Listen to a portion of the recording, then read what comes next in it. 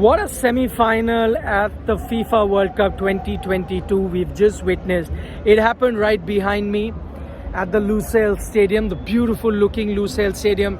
And I'd have to say that I'm one of those lucky guys to have had the opportunity to have witnessed this incredible night. A night where Argentina was fully dominant. Remember, before this game started, many had pegged this as a 50-50 game, especially after Croatia's performance versus Brazil. Remember, Brazil came into this tournament as the tournament favorites, and the way the Croatian team nullified that potent Brazilian attack, it just told you that they're going to be a tough nut to crack. Also, lately, Croatia's record at the FIFA World Cup has been incredible. Not only were they the finalists last time around, but they've also been a team that has been consistently doing well at the top level tournament, making it to the semi-final this time.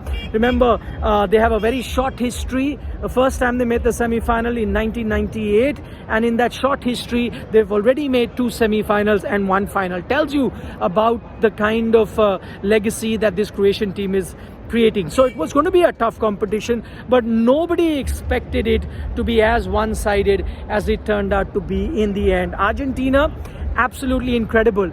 Just looking at the match, I thought the first 15 odd minutes or the first 20 minutes, Croatia seemed to be the more organized, the better team.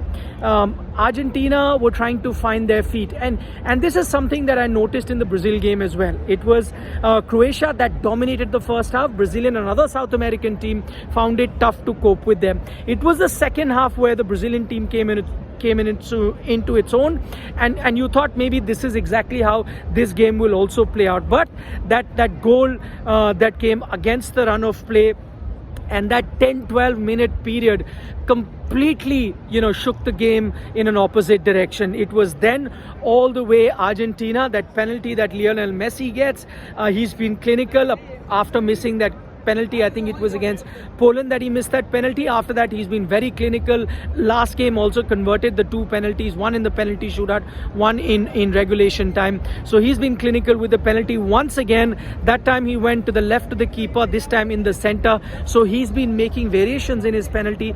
Clinical Lionel Messi once again. And then that goal that came, which was Messi-esque, and I think 2-0. It could have been very well 3-0. There was a very close chance that was saved by Liakovic, the Croatian keeper. It could have very well have been 3-0 in that space of 12 odd minutes, but 2-0 is what Croatia managed to keep it to.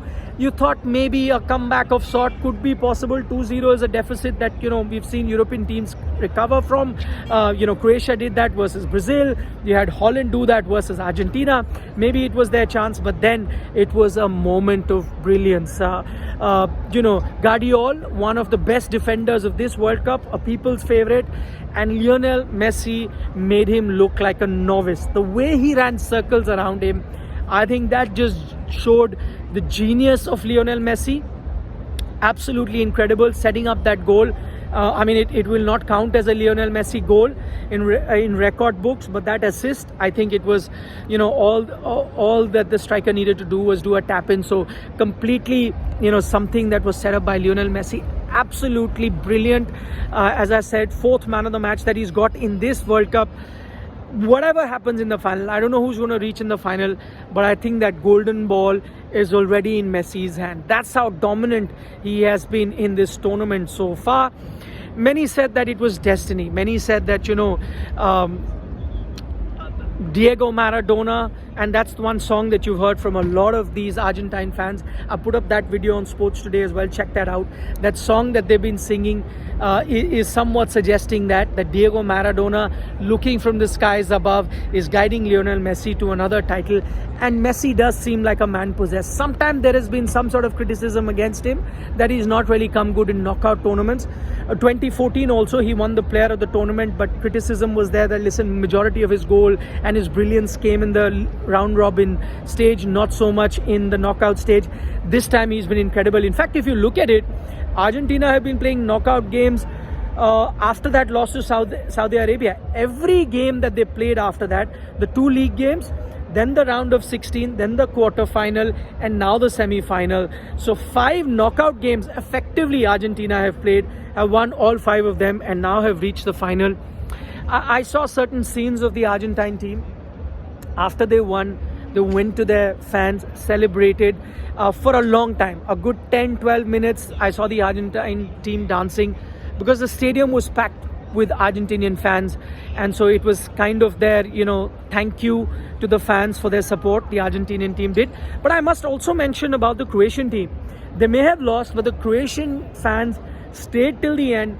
Even after their team had lost, I saw the Croatian fans give a round of applause to their team, and the Croatian team stood there for very long, and the Croatian fans kept cheering them despite this loss. So in a way, trying to show that, listen, you played really well, trying to show their sort of respect to the Croatian team. That was very heartening to see, and Croatia did play very well. Remember, they didn't finish top of their group. They finished second. They lost to Morocco, finished second. From there on to reach the semi-final, incredible performance.